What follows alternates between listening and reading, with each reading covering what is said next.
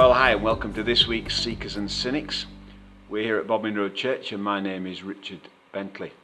And Seekers and Cynics, every Tuesday is an attempt to explain the Christian faith, to answer some of your questions, and just to help seekers and cynics on that journey of finding God.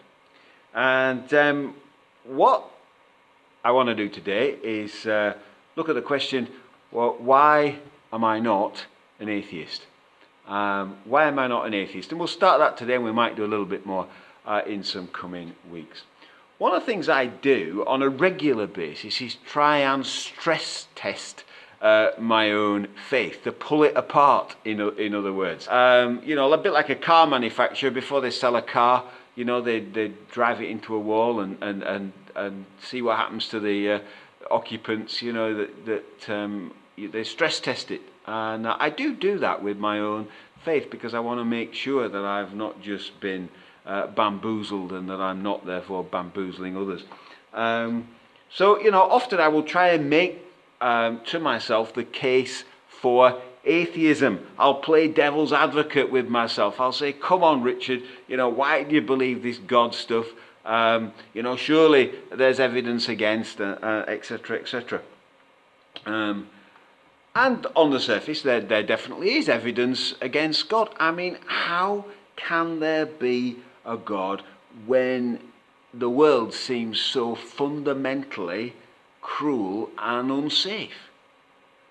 I mean, an innocent young girl can step out of her hut in Africa, and out of nowhere she's maybe kidnapped by terrorists, or catches malaria, or eaten by a wild animal. It seems to me, if there's a God, then when he created, he certainly didn't include any sort of health and safety officer on the creation design team. How can there be a God? And I've not even got started there with earthquakes and tsunamis and pyroclastic flows and mudslides and all the rest. And then I think about Jesus, and I think, well, how can the message of Jesus be so vital and key to our salvation if half of history never got the chance to hear of him, and still many live their lives in the world today without ever having the chance to hear? That seems a bit odd, and certainly a bit unfair.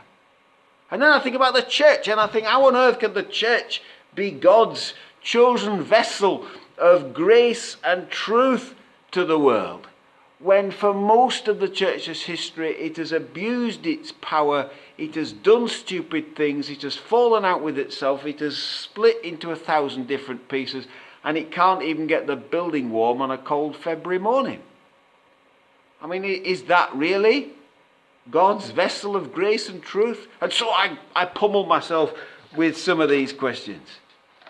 I've got to make myself face the music. It's only right if I'm going to stand up and say things to others. And yet, when I pull it apart, I always find that it goes back together. I cannot reach the conclusion that atheism is right. And I want to give you a few reasons, and maybe just one this time. The key reason, the main reason that I can't settle for atheism is this: that it is terribly, terribly, terribly unscientific. What do I mean by that? Well, you see, if a scientist wants to prove that something exists, he or she only has to find one case of it. Okay? One example of an elephant is enough to prove the statement that elephants exist. You only need one case. But to prove the non-existence of something is actually a scientific impossibility. To prove the non-existence of something, in this case God, you've got to check everywhere and make sure that he isn't anywhere, in any part of the universe or in any part of the available data. And that means you've got to check an infinite amount of data to make sure God's not there. Now, Albert Einstein reckoned that he only knew 1,000th of 1% of what there was to be known. And most of us aren't as bright as Einstein. So, how can an atheist be so sure? There are absolutely no grounds for certainty at all. What if God and the evidence for God is over there in that 99.999% of information that you don't have yet?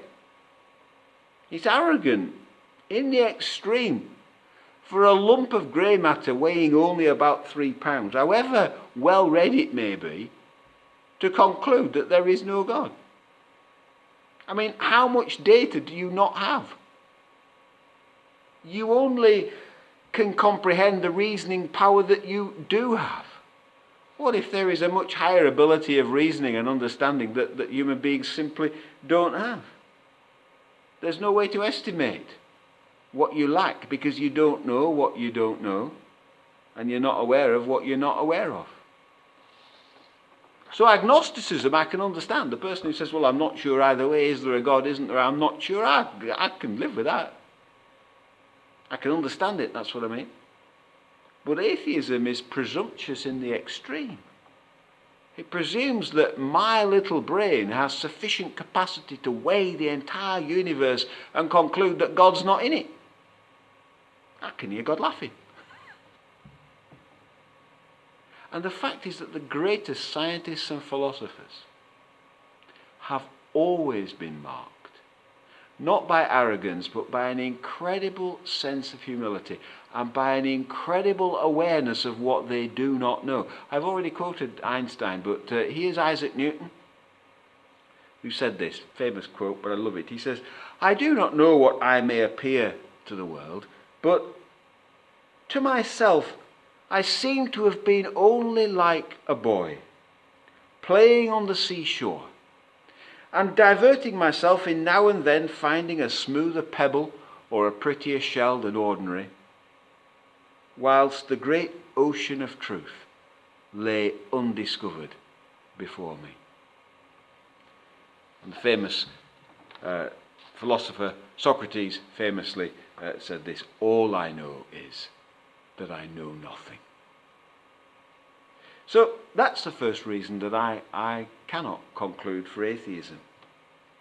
Because working from the limited data that I possess, with the limited capacity for reasoning of my human mind, it would be an extraordinary act of presumption to state categorically that there is no God.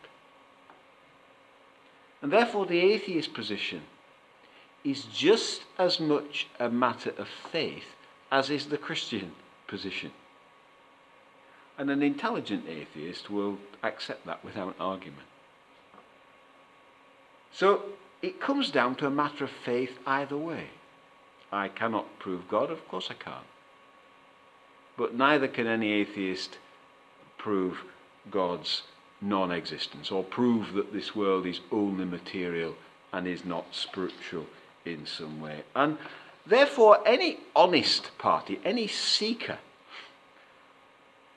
and I hope that's what you are, and not just a cynic. Often we start as cynics, but I hope we can get to being seekers. Any seeker will have to say, okay, I need to look for clues. I need to look for hints. Are there any signs, perhaps? Because clearly God has chosen not to prove himself. He's not presenting himself in a way that submits to proof. You know, he doesn't jump out, say, here I am, weigh me, measure me, here I am. We'll perhaps ask why not next time and look at that. Why doesn't God do that? But if he doesn't, then what we need to say is, well, are there any clues? Are there any hints? Are there any rumours of another world, this spiritual world? And I think there are plenty. I think there's an abundance if we'll look and listen carefully. A couple of talks ago, I shared that quote, God is like a parent who plays hide and seek with his children and coughs while he's hiding. And I think that's true. Next time we'll ask ourselves, why doesn't God just jump out and show himself? Why does he only cough? But then what I want to go on to do is ask, well, can you hear him coughing?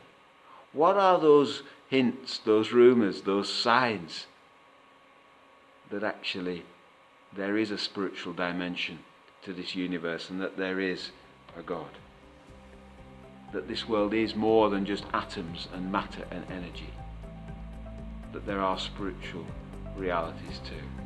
There are plenty of hints at that, plenty of signs, plenty of opportunity to hear God coughing if we'll listen.